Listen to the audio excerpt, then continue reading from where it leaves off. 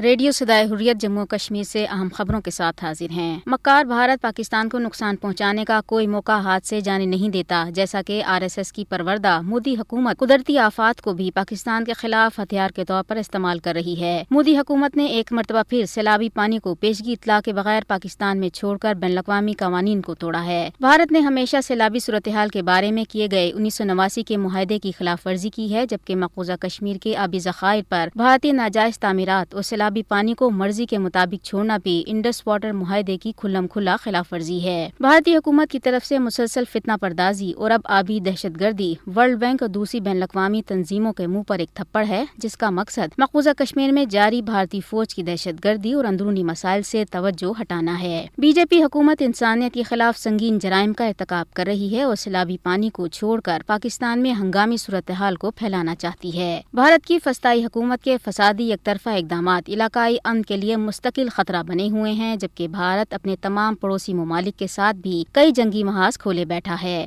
بھارت دنیا کو تباہی کی طرف دھکیل رہا ہے، جبکہ نفرت پھیلانے والا جنگی جنون میں مبتلا بھارتی میڈیا بھی RSS کی ہندوتوا پالیسی کو پھیلانے میں مصروف ہے۔ بین الاقوامی برادری کو چاہیے کہ آگے آئے اور بھارت کو بین الاقوامی قوانین پر عمل درآمد پر مجبور کرے، خاص طور پر قدرتی آفات کے دوران۔ دراصل پاکستانی انڈس واٹر کمشنر سید مہر علی شاہ نے کہا ہے کہ بھارت پاکستان کو 2 سال سے سیلاب کا پیشگی ڈیٹا فراہم نہیں کر رہا۔ پاکستان نے بھارت سے انڈس کمشنر کا سالانہ اجلاس بلانے کا بھی مطالبہ کیا ہے۔ پاکستان نے کہا ہے کہ مسئلہ کشمیر پر پاکستان کا موقف واضح اور مستقل ہے۔ ترجمان دفتر خارجہ زاہد حفیظ نے کہا ہے کہ پاکستان پر بھارتی الزامات کا مقصد مقبوضہ کشمیر میں بھارتی فوج کی دہشت گردی اور اندرونی مسائل سے توجہ ہٹانا ہے۔ خبریں ختم ہوئیں۔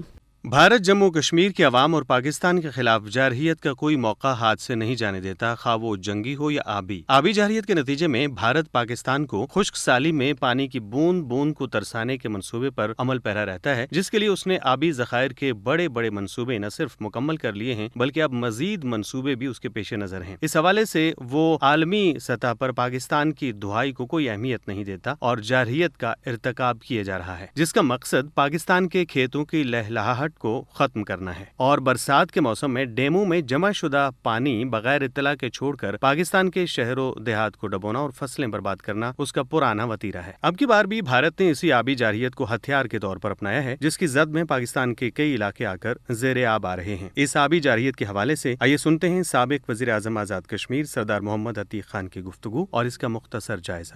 پاکستان اور بھارت کے درمیان ایٹمی جنگ کے خطرات تو پہلے سے موجود ہیں، لیکن اب ایک آبی جنگ کے خطرات پیدا ہو رہے ہیں، اور یہ جو آبی جنگ ہے، پاک بھارت آبی جنگ، یہ پاک بھارت ایٹمی جنگ سے زیادہ خطرناک ثابت ہو سکتی ہے۔ دونوں ممالک کی بقا کشمیر سے حاصل ہونے والا پانی ہے، جو اب کرۂ ارض کی بدلتی ہوئی آب و ہوا کے پیش نظر تیزی سے پگھلتے ہوئے گلیشیئر، سیلاب اور صاف پانی کے ذخائر میں کمی کا سبب بن رہی ہے۔ پاکستان کے اہم دریا سندھ، جہلم اور چناب کا پانی بھارتی تسلط قائم کیے علاقوں سے گزرتے ہوئے پاکستان میں داخل ہوتے ہیں۔